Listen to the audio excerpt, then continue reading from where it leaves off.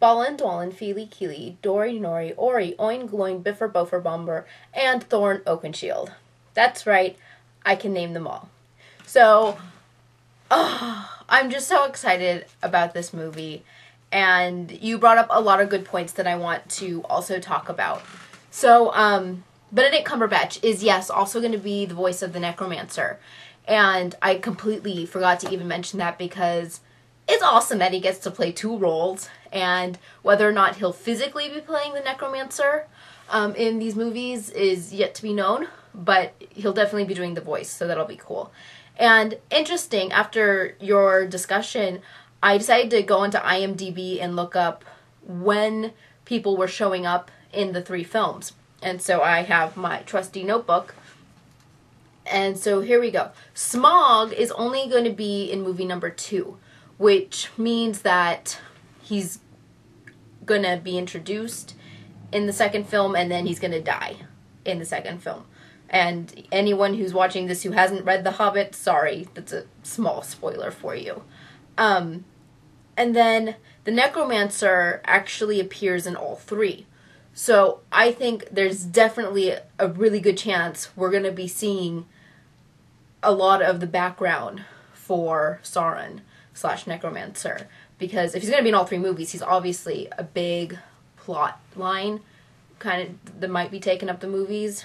So, after looking at all these different things, I, in my head, split up the three movies. So if I were doing the movie split, based on what information we know, An Unexpected Journey would obviously start in Hobbiton, you deal with the trolls, you deal with Rivendell, and then get to the Misty Mountains, and according to the trailers we've seen, Bilbo is going to meet up with Gollum and obtain the ring. And once he manages to escape from Gollum, that's a really good breaking point. So we wouldn't have to do anything after that. And that's enough to create a full-length movie. The second one, The Desolation of Smaug, would then have to cover the dwarves and Bilbo going in to Mirkwood, dealing with the elves, and then leaving Mirkwood, going into Lake Town, which is where that village of men is, before they head over to the Misty Mountain, or I'm sorry, the Lonely Mountain, where Smaug lives. And then Bilbo would have his huge ordeal with the dragon and that big fight, and that will be epic. I personally don't see how they're going to pull that into one full movie. However, then again, I think it can, especially if they're pulling in all that history with the Necromancer, because that in itself could take up a lot, depending on what they're actually going to show and tell us, which we don't know, so it's kind of infuriating. But anyway, then the third movie, which is There and Back Again, would have to deal with the Battle of Five Armies. And interestingly enough, since we know Legolas is supposed to appear in these movies, and once again I looked up to see who was where, and he's only in the third movie, which is odd because I thought he would at least be in the second one or wherever they showed up in Mirkwood, since Legolas is the Prince of Mirkwood. So that makes sense in my head, but I guess we're not going to see him. He isn't mentioned in the book, so that's okay. But I just thought if you're going to throw him in there, that would be a good place. However, it looks like he will then instead be showing up during the Battle of Five Armies, which would be pretty cool. So, because, he's a little bit younger then. We're not seeing Aragorn at all, even though they're best friends during that time period. So, it'll be interesting. Some of the other characters. Saruman is actually going to be in all three movies, so it'll be really neat to see Christopher Lee playing Saruman as a good character rather than one of the antagonists, so that's really cool. Galadriel and Elrond are both in all three films. So Elrond, of course, would be in movie 1 since he's in Rivendell. And then him and Galadriel, I assume, are going to be having some conversations. Maybe the two of them and Gandalf get together at some point and they have to deal with the Necromancer. It's a thought. Maybe. Probably not correct, but it's okay. Radagast the Brown, who is one of the other wizards from the books, he is actually going to be in all three movies as well. So, that's an entirely new character we've never seen before that I'm really excited to see. And then Old Bilbo. So our original Bilbo from The Lord of the Rings, he is actually supposed to be in all three films as well, which to me means that I think he's going to be narrating. we know from the trailers that he does some sort of narration and he's talking to Frodo about his adventures when he went through the Misty Mountains, got the ring, Smaug and all that. So I think he's narrating. And so that's why we're going to see him in all 3 movies, and then possibly as the opening and closing to the 3. So him and Frodo. And I didn't check to see if Frodo's going to be in all 3, but I would assume he wouldn't be in the second one, or if he is in all 3, it's the same basic thing. He's just talking to old Bilbo. And yeah, so that's about it. The characterization in these films is amazing, and I think by having the 3 films split and being able to pull in the history, that we can do so much, and hopefully this means that we're introduced to a lot of the characters that were completely written out of The Lord of the Rings.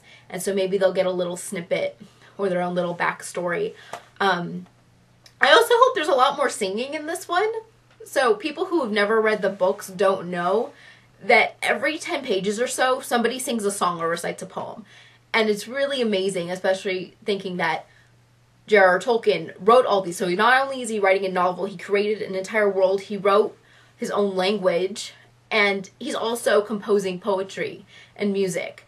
So I personally hope that we get to see a lot more of that in these movies, because it is an integral part of the books. So it would mean a lot to have that all incorporated. I think Keeley looks like Aragorn's cousin. That might just be me, but no. I mean, Fili and Keeley are like the younger dwarves, and Keeley is supposed to be younger. And, you know, it's mentioned in the books, but he looks more like Aragorn's cousin than he does a dwarf, and I don't know how I feel about that. So, I mean, he's really hot, both him and Fili. I mean, they're the hot dwarves, obviously.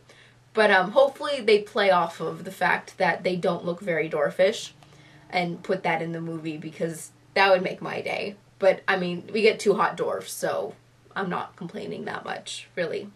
And then one last thing, you did bring up the Wellington changing its name, and the name is actually being changed to the Middle of Middle-earth, which I thought was rather clever.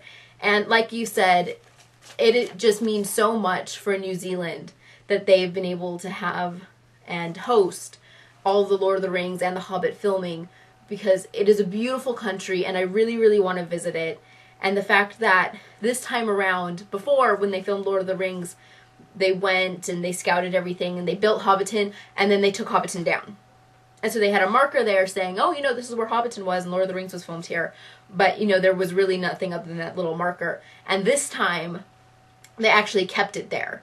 So they built it as a lasting structure, so now we can actually go to New Zealand and see Hobbiton, and I think that'd be amazing. So New Zealand has gotten a lot out of the making of these movies, and it's helped their tourism, and it's helped their economy, and just good on them.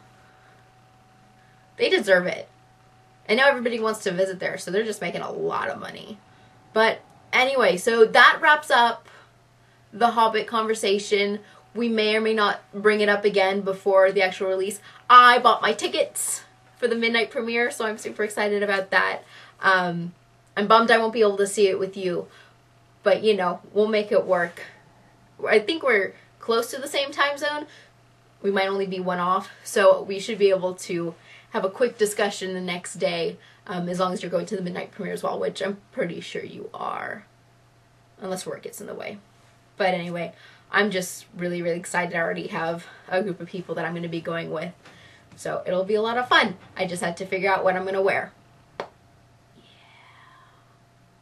So anyway, this has been a great theme week, and I know that you are raring to talk about the biggest news the past week in the film industry, which is the fact that Lucasfilms was bought by Disney. So I leave that to you. See you next time.